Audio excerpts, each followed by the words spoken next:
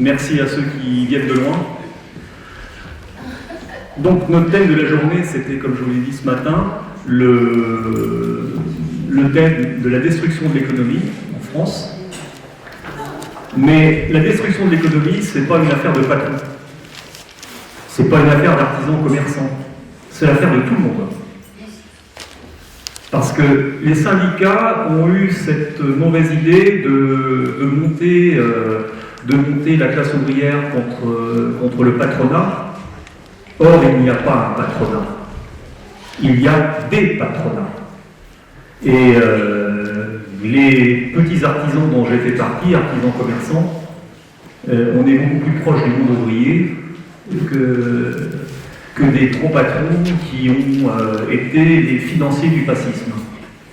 Et il faut savoir qu'en France, aujourd'hui, on perd 50, 60 000 entreprises, petites PME, PMI par an, mais qu'en moyenne, chaque année, lorsqu'on détruit une entreprise, ça emmène 10 salariés par entreprise vers la procédure collective. Et aujourd'hui, le boulot, il n'y en a plus, donc ces gens-là, ils tombent dans la précarité. Donc je voudrais que les gens qui regardent cette vidéo comprennent qu'on se bagarre. Hein, j'ai dit qu'on ne laisserait jamais tomber ce matin. On ne laissera jamais tomber cet État pourri. On lui fera la guerre jusqu'au bout. On lui pourrira la vie jusqu'au bout, quoi qu'il en coûte. Hein, pour reprendre une célèbre citation de notre président de la République. Mais pour les gens qui sont tombés dans la précarité et pour les enfants qui vont la connaître, la précarité. Et ça, on ne baissera jamais les bras. Jamais. Donc, soyez conscients qu'on se bagarre, non pas pour des intérêts du patronat ou de l'artisanat ou du commerce, on se bagarre pour la perte des savoirs de ce pays, parce qu'on parle de disparition d'entreprises, mais encore beaucoup plus important, la perte des savoir-faire. On avait des savoir-faire qu'on a mis des siècles à acquérir, et là on est en train de tout rayer d'un trait de plume. Donc nous on se bat pour que les personnes aient une vie décente, que des parents puissent éduquer leurs enfants, que ces gens puissent avoir un rôle dans la société. On se bat pour ça. Hein, même si on va parler un peu technique concernant les entreprises cet après-midi, que les gens qui nous regardent sachent qu'on n'est pas en train de se bagarrer pour seulement l'intérêt des entrepreneurs, mais de l'intérêt de tous les gens qui composent la société. Voilà, c'était mon petit mot. Alors voilà, il y a des gens qui pourront s'exprimer cet après-midi, vous viendrez à la tribune, et puis nous livrer ce que vous avez sur le cœur. Vous êtes là pour ça. Merci. Je vais rajouter un tout petit mot pour que vous compreniez bien.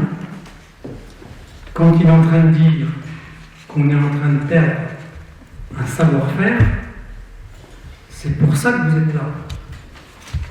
Parce que le savoir-faire, il est à faire savoir.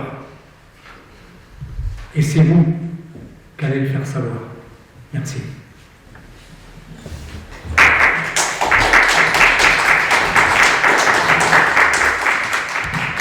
Alors, on a dit, Michel, si je ne me trompe pas, qu'on allait faire aussi parler des gens.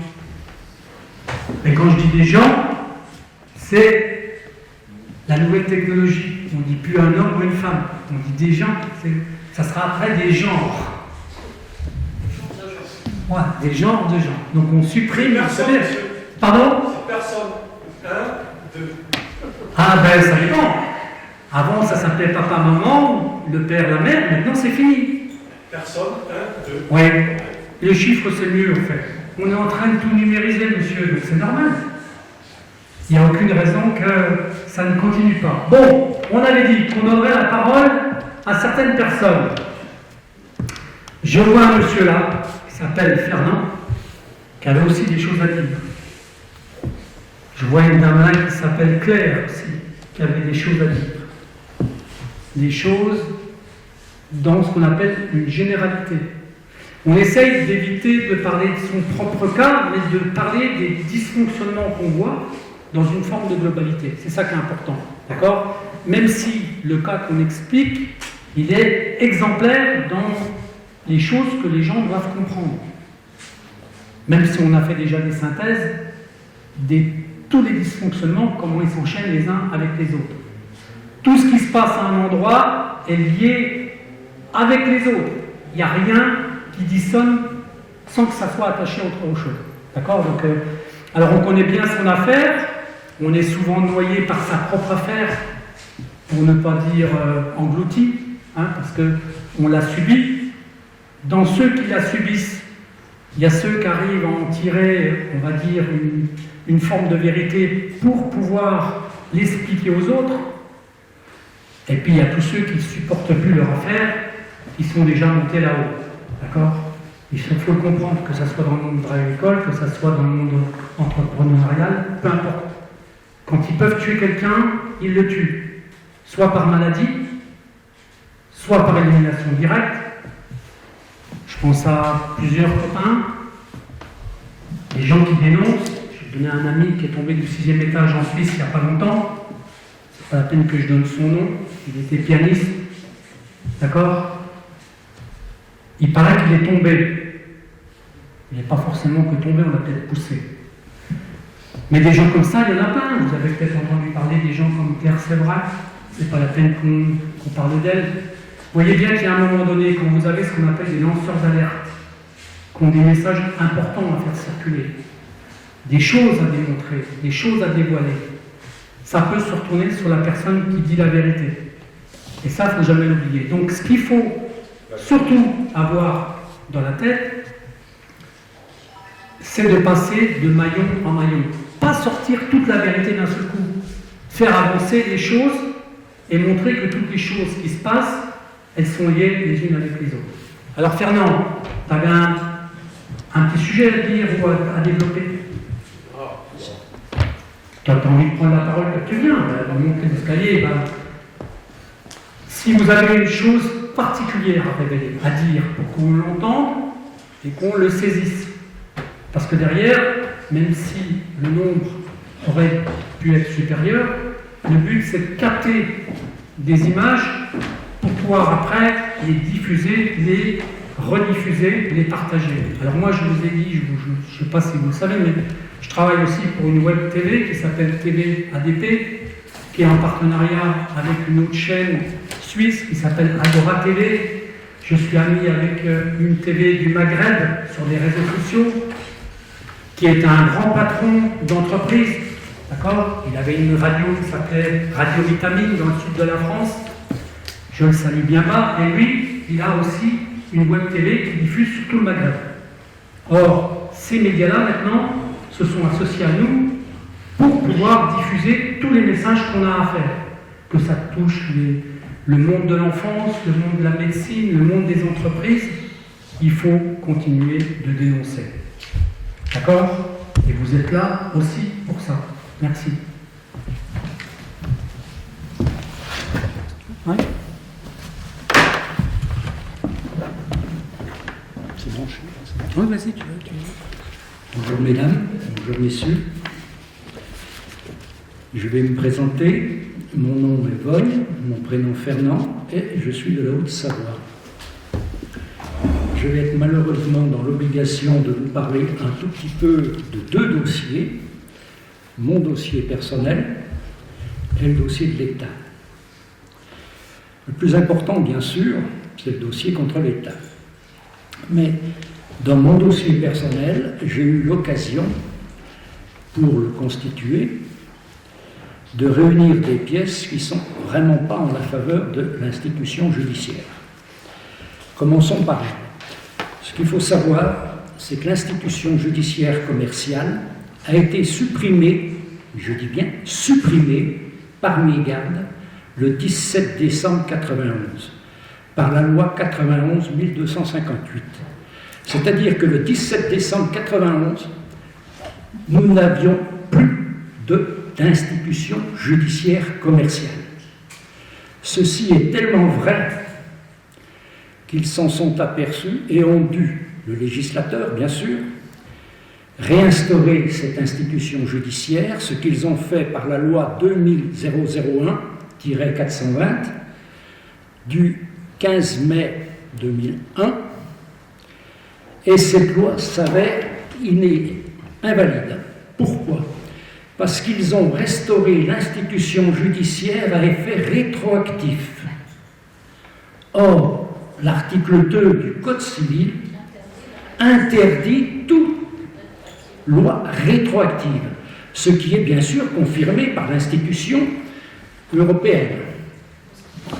Donc, en plus de ceci, ils ont commis une autre erreur, je parle du législateur, bien sûr, ils ont commis une autre erreur en validant tous les jugements qui ont été rendus par l'institution judiciaire commerciale depuis le 17 décembre 1991. Alors en fait, qu'est-ce que cela veut dire? Cela veut dire tout simplement que tout ce qui est rattaché à l'institution judiciaire légale, judiciaire commerciale, et on verra que ça va gangréner l'institution judiciaire totale. Tout ce qui est rattaché à l'institution judiciaire commerciale n'a plus aucune valeur. C'est-à-dire que depuis le 17 décembre 1991, les greffes du tribunal de commerce sont supprimées.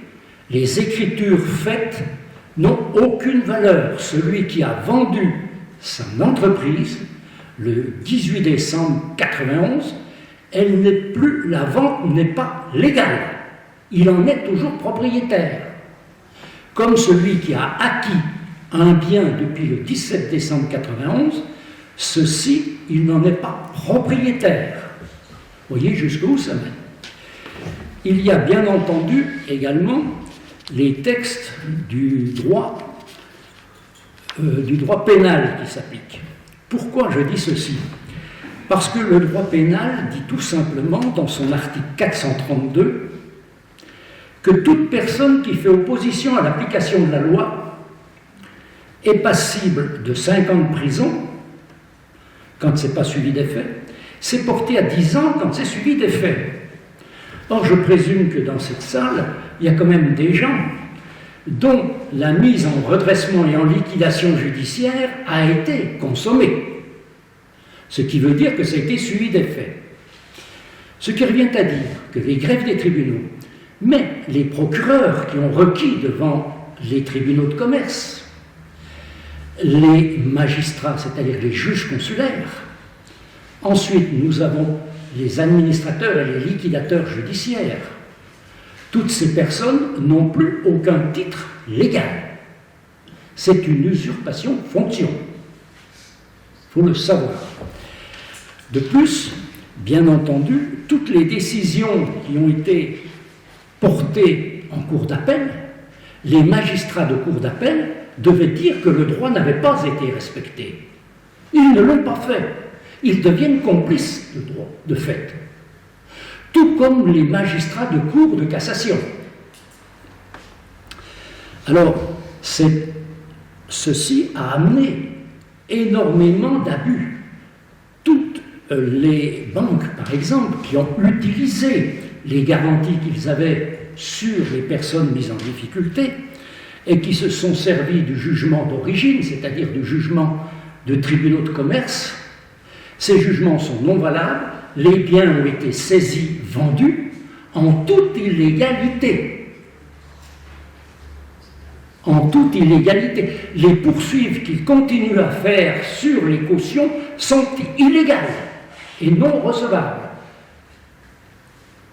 La vente des biens n'a aucune valeur, ce qui veut dire tout simplement que si ce dossier est connu du grand public, c'est une des raisons pour laquelle je suis venu ici, on va tout simplement dire au grand public la vérité, c'est-à-dire ce que Victor Hugo déclarait.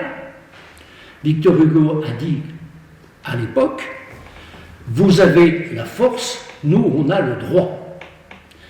Quand vous allez expliquer à la personne qui était victime de cette situation, comme quoi il est toujours propriétaire de sa villa, comme quoi son épouse qui l'a malheureusement abandonné avec les enfants, qu'il est toujours propriétaire de la villa et qu'il peut aller dire à son épouse, chérie, j'étais pas celui que tu as dit, je suis toujours propriétaire de la villa, il y a grande chance qu'il y en a certains qui vont mettre 2 cartouches dans le fusil et qui vont aller tenter de récupérer la villa. Ceux qui ont acquis la villa vont, eux, prétendre qu'ils l'ont acquis de bonne foi. Vous voyez un tout petit peu où ça va nous mener. Il faut savoir aussi que dans le droit social, les salariés qui ont été licenciés par les administrateurs qui tenaient leur pouvoir dans un tribunal illégal, ce licenciement est sans valeur. Ils ont donc droit à 1 année, puisqu'à l'époque c'était 1 année, d'indemnité pour licenciement abusif. Et les syndicats, dans ce cas-là, n'ont pas besoin de pouvoir pour rester en justice. Ils n'ont pas besoin de voir les salariés pour signer un pouvoir en disant « faites le recours pour mon compte ». Ils peuvent le faire directement. Voyez un tout petit peu ce que cela peut faire si c'est rendu public. Les syndicats, sans donner les noms, il y en a certains qui ne vont pas se laisser faire. Je ne sais pas ce que vous en pensez. Bien. Donc, voilà un tout petit peu la situation. D'autre part, si on parle de l'article 6 de la Cour européenne, l'article 6, c'est l'impartialité. L'impartialité, les magistrats doivent être impartiaux.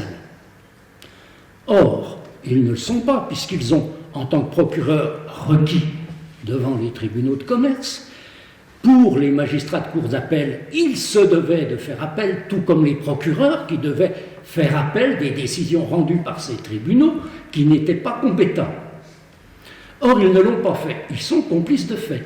Ils perdent donc l'impartialité chère à la Cour européenne, qui fait que tout dossier, après ces interventions, ont perdu la validité de leur contenant.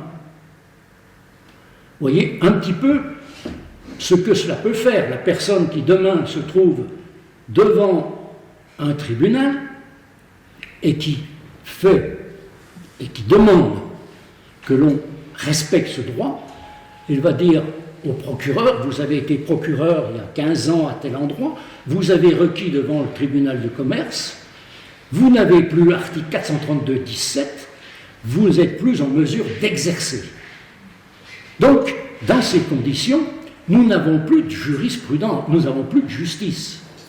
Pas plus d'ailleurs que les procureurs généraux auxquels sont rattachés les administrateurs et les liquidateurs. Quand je vous ai dit tout à l'heure que je serais obligé de vous parler de mon dossier personnel, j'ai connu, vous m'en excuserez de vous le rappeler, j'ai connu la prison. On est venu me chercher, on m'a pris dans la rue, on m'a amené 5 mois en tôle, on m'accusait d'avoir volé 600 francs. C'était en 1980. J'ai été reconnu officiellement innocent, j'ai un jugement de relax dépourvu de toute ambiguïté et j'ai touché 100 000 francs de dommages-intérêts pour incarcération abusive. Le jour de ma libération, mon beau-père qui avait recueilli ma femme et mon fils s'est fait renverser par un engin de déneigement, il est mort le lendemain matin. Vous voyez un petit peu la situation qui était la nôtre au moment des fêtes. Quand je me suis retrouvé à faire valoir ceci, je peux dire que les autorités politiques ont été assez sympathiques. On m'a aidé à recréer une entreprise. On m'a prêté 1 million de francs nouveaux pour remplacer l'entreprise que j'avais et que j'avais perdue. 3 mois après,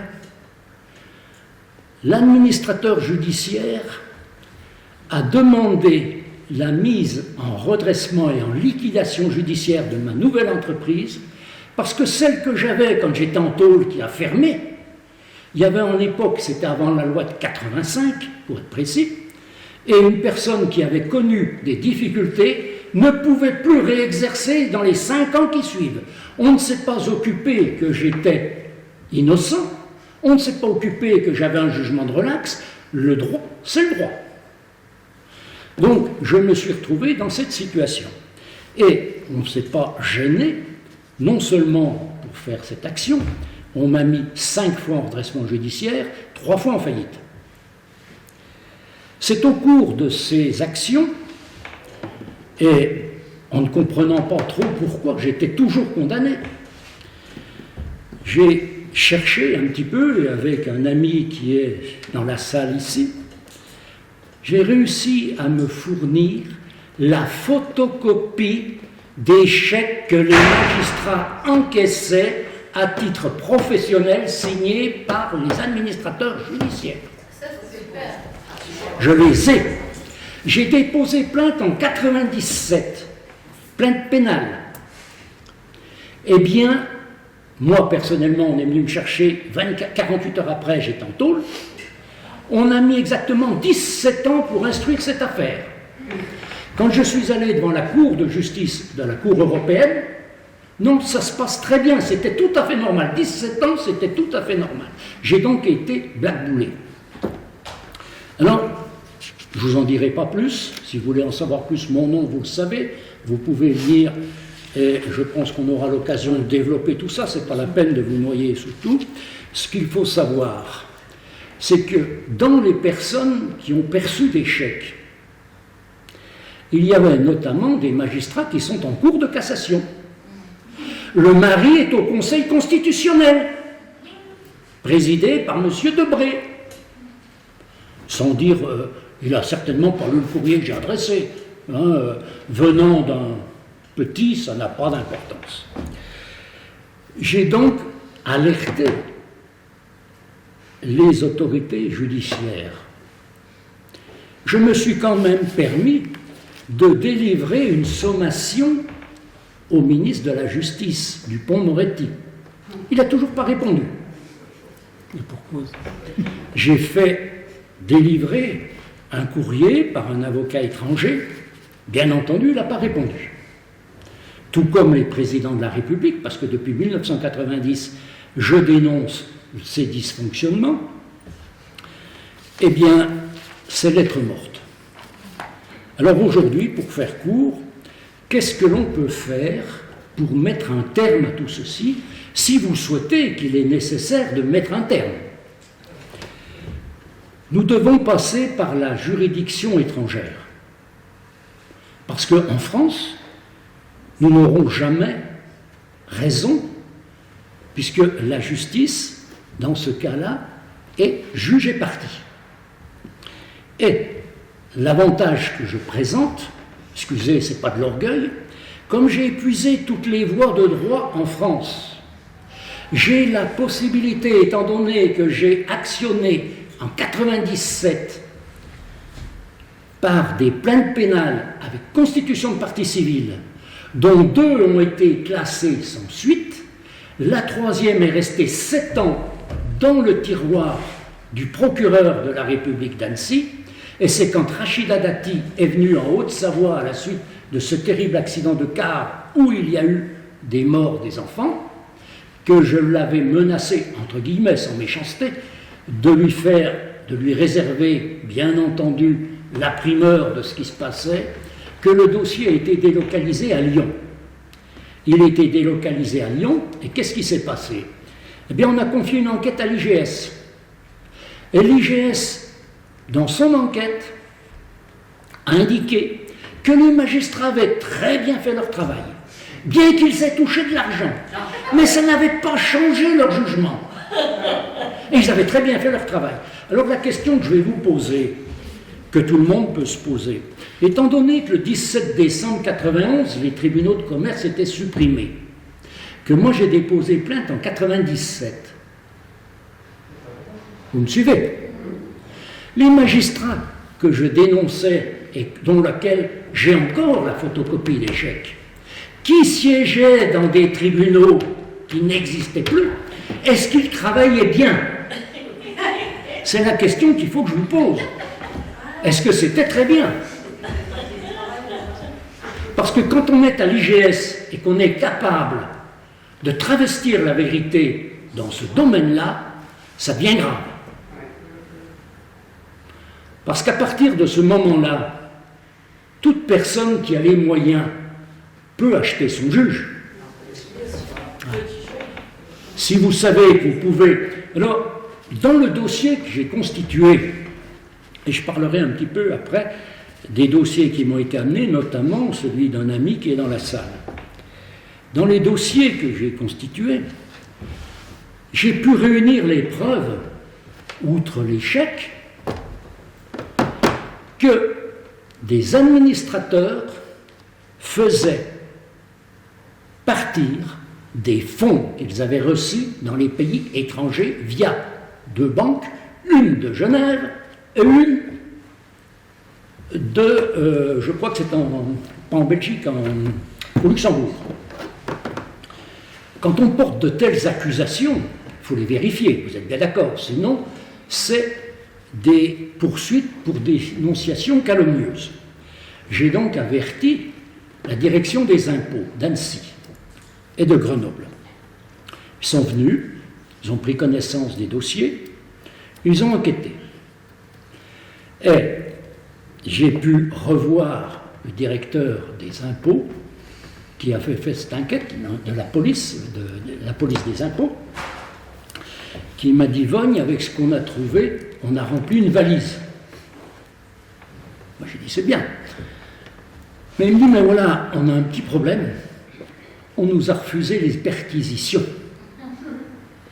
On refuse, c'est-à-dire qu'on a condamné certains, à juste titre peut-être, on n'est pas là pour juger leurs affaires, on a condamné des personnes qui ont des comptes à l'étranger, mais nous aurions, je pense que vous aussi, vous aimeriez savoir où est parti l'argent que ces magistrats, que ces administrateurs judiciaires prélevaient, gagnaient illégalement, et qu'ils envoyaient, et pour qui ils les envoyaient.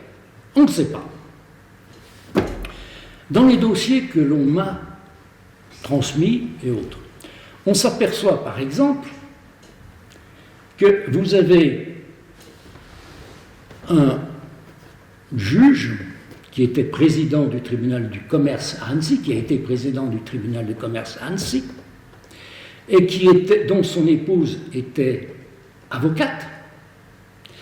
Eh bien, ce juge s'est fait offrir des voyages au Maroc pour aller suivre les chantiers qui étaient réalisés à l'époque quand on a construit le palais du roi du Maroc. Il est allé surveiller les travaux, hein, c'était important. Et son épouse, qui était avocate, on s'est aperçu, en prenant les dossiers, qu'elle était aussi l'avocate de la partie adverse. Mais le juge n'en s'en est pas offusqué, il n'a pas dénoncé cette irrégularité. Dans ce même dossier, Laurent est là, il peut le confirmer, on a trouvé photocopie des chèques que l'administrateur judiciaire indemnisait l'avocat qui avait envoyé l'affaire en redressement judiciaire. Donc voilà un tout petit peu de quelle justice on bénéficie. Alors, les possibilités qui nous sont offertes sont donc de saisir la Cour de justice européenne. La Cour de justice, pas la Cour européenne. Moi, je l'ai saisie 3 fois. J'ai saisi également, donc j'ai été blackboulé les 3 fois. 17 ans pour un jugement de tribunal, c'est tout à fait normal. Et concernant l'ONU, j'ai saisi les droits de l'homme à l'ONU. La chère présidente, qui n'a pas renouvelé, je crois, son ceci, je l'ai eu au téléphone, elle m'a dit: vous savez, monsieur Vogne, vous n'avez vraiment pas de chance. Parce que ce que vous me dites, vous avez raison. Mais je ne vais pas instruire le dossier pour aller contre mes anciens collègues. Voilà ce que j'ai entendu au téléphone. Quand j'ai voulu saisir et porter l'affaire devant les tribunaux américains, j'ai donc eu au téléphone le vice-procureur de Miami, qui m'a, lui, confirmé qu'il était prêt à faire une action contre la justice française, contre l'État français, pour autant que ce soit sollicité par un ressortissant de nationalité américaine qui se trouve spolié. Et l'un des plus gros cabinets américains que j'avais saisi à l'époque pour me représenter m'a dit: Vogne, avec le dossier que vous m'envoyez, je ne vais pas pouvoir vous aider parce que je représente les intérêts de la France dans d'autres dossiers, Mais je peux vous garantir que c'est le plus gros dossier que la France connaît depuis le canal de Panama. Le dossier dont je vous parle a été évalué en recours possible à 6 000 milliards d'euros. Alors, les questions qu'il faut se poser sont les suivantes. Les personnes qui aujourd'hui sont dans la rue pour réclamer à juste droit, on n'est pas là pour faire une augmentation pour leur salaire, ce n'est pas notre problème aujourd'hui. Mais nous, si nous descendons dans la rue, c'est pour réclamer ce qu'on nous a volé, ce qui n'est pas du tout pareil. Alors, question, est-ce que vous êtes prêts à soutenir des actions qui seront confiées aux personnes et autres? Premièrement, d'informer les citoyens en disant « mais attendez, vous êtes encore propriétaire de vos biens » parce que les juges n'ont pas cette compétence, n'avaient pas cette compétence. Ils ont fait une usurpation de pouvoir. Ceux qui se sont représentés devant les tribunaux de commerce, puisque tous les 5 ans, je crois, ils ont rempli, je crois que c'est une attestation sous l'honneur, c'est comment est-ce qu'on appelle ceci? Eh bien, ils ont fait défaut, puisqu'ils ont dit qu'ils étaient absents de toute condamnation, alors que c'est des délinquants notoires. Et qu'est-ce que répond la France quand nous obtenons un jugement les mettant en cause? C'est par l'intérêt supérieur de la nation qu'ils maintiennent l'activité des tribunaux illégale.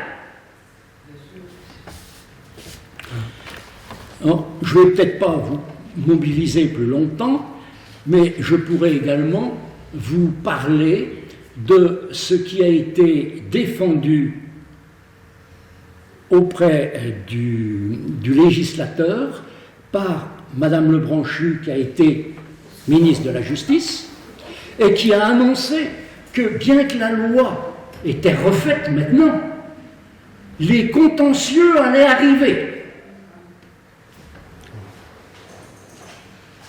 Et Marini, qui était l'acteur de cette loi, de la loi donc, de 2001, n'est-ce pas, lui, il déplorait qu'on soit resté plus de 10 ans sans s'apercevoir qu'on n'ait plus de tribunaux de commerce. Cela dit, en passant, en 1998, il y a eu une commission parlementaire 1038. Vous en avez parlé, M. Colcombet, M. Montebourg. Or, je n'ai pas les preuves. Je vous le dis tout de suite, je n'ai pas la preuve. La secrétaire de cette commission m'a affirmé cette commission avait reçu l'ordre du gouvernement de Jospin de cacher que les tribunaux de commerce n'existaient plus. Alors, une commission parlementaire, il me semble a priori que les députés, quand ils sont élus, ils prêtent serment. Montebourg, Colcombet étaient députés. Les personnes qui sont auditionnées par ces commissions prêtent serment. On a donc auditionné président de Dijon, du tribunal de Dijon, président du tribunal de Paris et président de Lyon. Ce sont tous des gens qui, avec leur poste, ont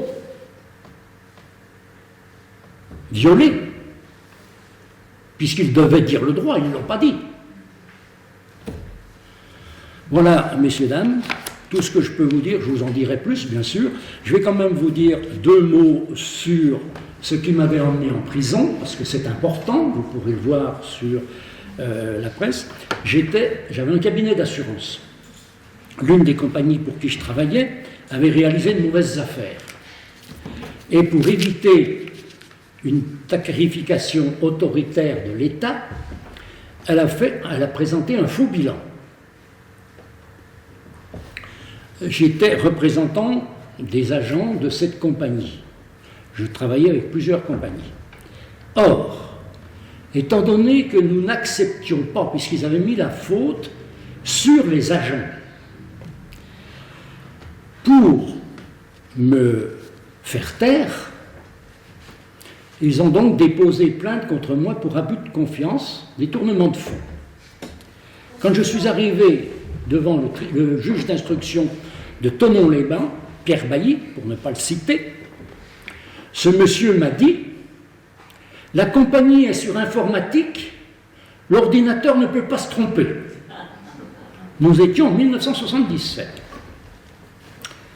J'ai donc été condamné à cette époque-là à 6 mois avec sursis et 220 000 de détournement de fonds, confirmé par la cour d'appel de Chambéry.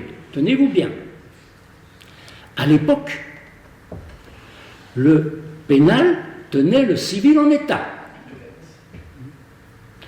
J'ai obtenu, après coup,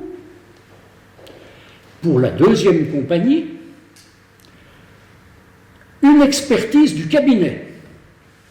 Expertise qui a été homologuée par la cour d'appel de Chambéry, dans le rapport d'expertise. Ils ont mis quand même 13 ans avant de fournir la décision comme quoi pour cette expertise. 3 experts. Vous savez ce que l'expert de Lyon, qui a fini par déposer le rapport, a conclu? Rapport homologué par la cour d'appel que j'ai dans mes dossiers. Eh bien, messieurs, dames, je n'avais pas détourné 220 000, j'avais avancé 157 000 pour les compagnies d'assurance, que j'ai toujours pas récupérées. Voilà comme on fait. Alors, ce qu'il faut dire, c'est que le jour du décès du président du Crédit Lyonnais, j'ai appris par téléphone qu'une enveloppe, mais je ne sais pas à qui, une enveloppe de 50 000 francs était remise à Genève par une tierce personne chez sa sœur au porteur de cette affaire. Alors, tout laisse à croire quand même qu'ils n'ont pas donné ça aux petits sœurs des pauvres. Voilà comment a fonctionné et comment fonctionne la justice française. Donc je fais partie des écorchés vifs et je suis tout disposé, bien sûr, à vous apporter, si on le juge nécessaire, mon expérience, mes preuves, parce que j'ai toujours les photocopies des juges. J'ai toujours l'instruction des juges d'instruction qui ont reconnu que 14 juges du tribunal d'Annecy ont perçu des chèques et les ont encaissés. Ce que tu dis, ça va être en ligne. Hein. Ah, mais c'est ça sera en ligne, ce qu'il dit, ne vous inquiétez pas. Puis on fera une autre émission, bien entendu, parce qu'il y a des choses à rajouter. Donc,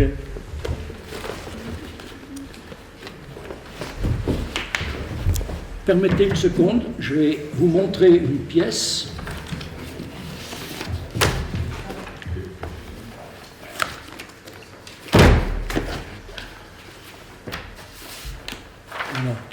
Voilà une affiche que j'ai publiée, bien entendu, à Annecy, dans lequel je mets « Je peux prouver que certains magistrats du tribunal d'Annecy reçoivent des chèques et de somptueux canaux d'un administrateur judiciaire. En contrepartie, administrateurs ou certains liquidateurs judiciaires peuvent impunément commettre nombre de délits et d'exactions. Certains dirigeants de sociétés peuvent en toute impunité présenter de faux bilans, voler, se soustraire de leurs obligations juridiques, faire condamner et emprisonner des innocents. Notre ami a été emprisonné, on lui a saisi ses commerces, n'est-ce pas Laurent? Et on l'a mis en tôle, on a vendu ses stocks de meubles, puisqu'il était ceci, à des non-professionnels pour une poignée emprisonner et faire dépouiller de leurs biens, mettre la vie des tiers en danger. Des magistrats exerçant ou ayant exercé au tribunal de 74 Thonon-les-Bains, 39 Lons-le-Saunier, 73 cours d'appel de Chambéry, 74 Annecy, sont pervers, incompétents, non respectueux des règles de procédure et du droit, revanchards, incarcérant des innocents. Ils censurent les décisions de réparation prises par le gouvernement en totale violation de l'article 3 de la Déclaration européenne des droits de l'homme. J'accuse messieurs les procureurs de la République et messieurs les procureurs généraux qui couvrent ces actes. Messieurs les préfets de la Haute-Savoie, messieurs les sénateurs, députés, anciens ministres connaissent parfaitement ces dysfonctionnements. Ils ont eu communication des dossiers, ils s'en accommodent. Depuis le 6 septembre 2002, Monsieur le ministre de la Justice a eu communication du dossier. Photocopies des chèques bancaires ont été présentées à son cabinet. Et j'avais comme maire, à 300 mètres de mon domicile, le président de la Chambre des députés. Il a eu son adjoint, Laurent, a eu en main photocopie des chèques. Ils n'ont pas bougé. Voilà la liste de toutes les personnes à qui j'ai envoyé ces affiches. Alors, permettez-moi quand même de vous dire qu'à partir du moment où vous publiez ces affiches, vous les affichez, à partir du moment où j'ai malheureusement participé, je dis, à 17 émissions de télévision, dans lesquelles on a relaté l'histoire de l'incarcération, etc. À partir du moment où vous dénoncez tout ceci, que vous envoyez une sommation interpellative au ministre de la Justice, et que vous n'êtes pas poursuivi pour dénonciation calomnieuse, est-ce que vous pensez que j'ai tort? Non. Est-ce que vous pensez qu'à partir du moment où toutes les personnes qui se trouvent dans notre situation, sans renier tout ce que vous avez dit tout à l'heure, avec les conséquences, l'oncle qui paye pour son neveu qui a fait un prêt, qui était caution et autres, toutes ces choses-là qui doivent tomber, est-ce que vous acceptez ces choses-là? Non. Est-ce que vous accepteriez que l'on puisse, si nous en avons les moyens, solliciter un avocat étranger? Pourquoi je dis un avocat étranger? Tout simplement parce que les avocats français, quel que soit leur niveau de compétence, étaient tenus par une obligation de moyens. Et ils se devaient, depuis le 16 décembre 1971, dénoncer cette inexistence. Ils se doivent également de dénoncer le comportement des magistrats. Autres, ils ne le font pas. Ils deviennent complices de fait. Donc on ne peut pas aller chercher un avocat français. C'est pas possible. Voilà. Je vous Bon, remercie. alors, on va faire une synthèse, parce que tout à l'heure, je vous ai dit qu'au niveau des médias, on travaillait déjà avec des web TV à l'étranger. Il est bien évident que des gens comme Agora TV en Suisse ont leurs propres avocats, que les TV qui travaillent avec nous au niveau du Maghreb ont leurs propres avocats, qu'on a diffusé aussi en Italie, mais là, la langue elle est plus difficile, autant la Suisse et puis le Maghreb, on aura assez à parler en français. Les Italiens ne parlent pas tous le français. Non. Mais ce qui est important, c'est ce qu'il a dit, c'est de voir la complémentarité de ce qu'on a déjà dit ce matin. On s'aperçoit que c'est encore un maillage, c'est la preuve que tous les dysfonctionnements judiciaires sont dans la même sphère, dans les mêmes mécanismes, et à chaque fois c'est pareil. Donc on aura toujours affaire à des menteurs. Quand on dénonce les menteurs, vous, qui êtes la victime, vous deviendrez automatiquement le coupable. C'est ça, hein, la mécanique. Hein. Et quel que soit le type de juridiction, quand vous ouvrez trop le clapet, pour être poli, on fera tout pour vous le faire fermer. D'accord? Et vous aurez à chaque fois affaire à de plus en plus de mensonges qui vont s'occuper de vous. Donc, continuez de le dénoncer, continuez de faire des vidéos, de faire des émissions, de les partager sur les réseaux. Le beau-père de Fernand Vogne est mort. Ah oui, c'est ça, pardon. D'accord? Une nuit brisée. Donc ça, c'est la presse. D'accord? Il y a des articles de presse. Donc voilà, c'est... Aujourd'hui, ces articles de presse peuvent être utiles, peuvent faire l'objet de montages vidéo, les diffuser pour prouver que ce que vous dites est vrai.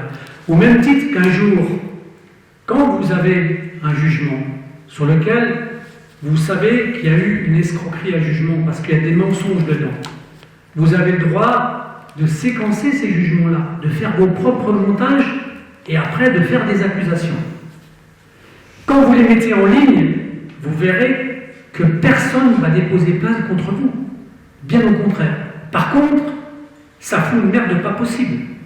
Quand vous vous mettez à insulter une personne pour justement essayer de faire avancer la procédure, ben vous vous apercevez que même quand vous faites ça, il n'y a pas de suivi. Donc, je dis, il faut continuer de dénoncer. Sauf que là, il faut créer des réseaux, montrer qu'on se connaît tous, je leur dis, je le répète, et de travailler en harmonie, en alliance. C'est ça qui est important. Quand je ne connaissais pas monsieur il y a quelques jours, c'est ça le début de l'alliance. Je connais Claire, je connais Jean-Michel, je connais plein de gens qui sont dans la salle, il y en a d'autres qui sont des amis de ces amis-là, qui deviennent nos complices pour pouvoir travailler. Et c'est comme ça qu'il faut que les choses avancent. Parce que même si Claire n'aime pas le mot union, on va dire le mot alliance est mieux, d'accord? C'est l'alliance des savoirs et l'alliance des combats. Et plus on va être nombreux, plus les choses elles vont avancer. Je peux te montrer une chose, voilà, le tribunal public de grande instance de Lons-le-Saunier. Ouais. Et voilà, renvoi à Fernand Vaughan des fins de poursuite de la sans peine ni dépens par application de jugement. Alors je voudrais ajouter une autre chose, toute simple. À partir du moment où l'État français est dans la situation que nous connaissons, c'est-à-dire le montant de la dette, et que l'on compte sur les investissements étrangers, si les étrangers apprennent que les biens qu'ils investissent en France sont sans garantie, qu'est-ce que ça va devenir? Il ne faut quand même pas oublier que 60% de la dette française est détenue par des étrangers. Et quand j'ai rencontré les représentants des banques, vous savez, avec les classes A, etc., je les ai rencontrés en Suisse, rien que sur le fait des choses que je leur ai présentées, rappelez-vous, la France a eu une lettre qui a été supprimée.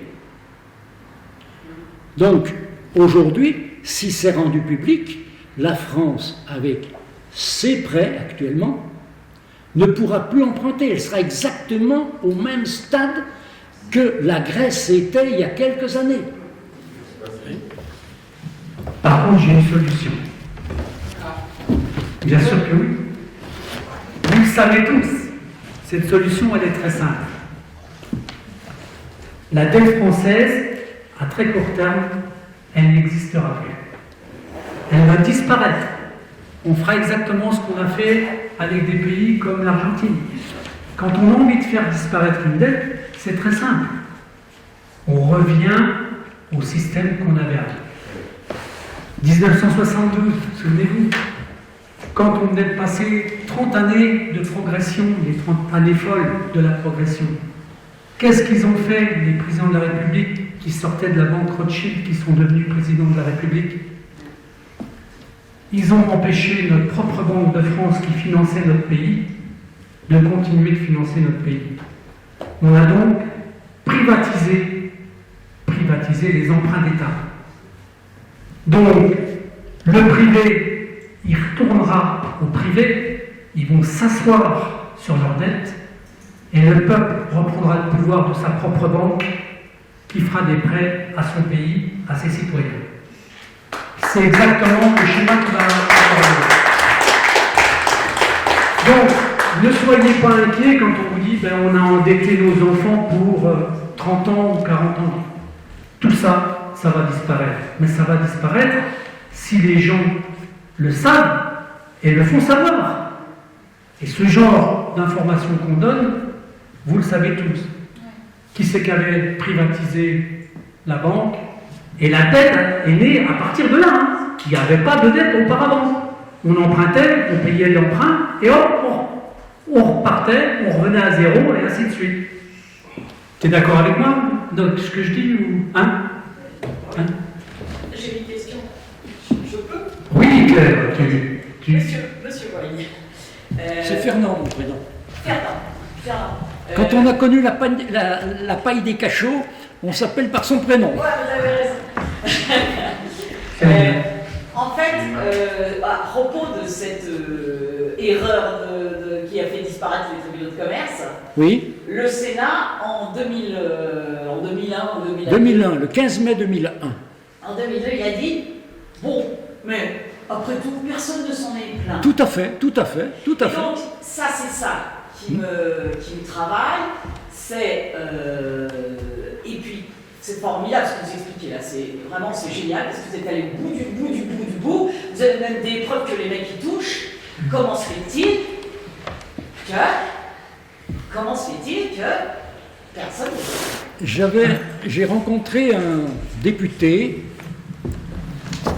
Mais les députés sont mouillés. J'ai rencontré un député qui s'avérait être très accessible. Et quand j'ai discuté avec lui, on lui a présenté les dossiers, je ne sais pas si tu étais avec nous, Roland. Il nous a dit, tu sais, ton dossier ne sortira jamais parce que les partis politiques ont été arrosés.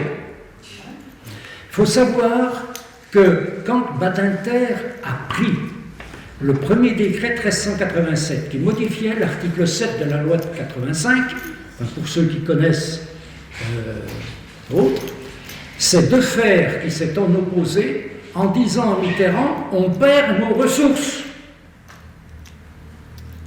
Voilà où en sont les députés. Donc, allez, on va continuer parce que les témoignages ont une fonction, c'est de vous faire comprendre à tous que tout se tient, c'est le but. Après, je vais sortir, j'adore faire des petites phrases qui sont symboliques. Je vais vous en citer une et je voudrais que vous soyez le relais parce que je vais vous demander de me faire une promesse. Et je vais vous dire pourquoi je vais vous demander de faire une promesse. La promesse de le faire savoir. La promesse de le faire savoir. Pourquoi? Parce que les promesses n'engagent que ceux qui les croient. N'oubliez jamais ça. C'est ce qu'ils disent. Eh bien nous, si on fait la promesse de continuer de le faire savoir, on le fera savoir. D'accord? C'est peut-être de la sémantique, c'est l'usage des mots, mais il y a des fois, c'est comme ça qu'on retient les choses. C'est pour ça que des fois, le côté mnémotechnique, c'est un usage qui peut être important.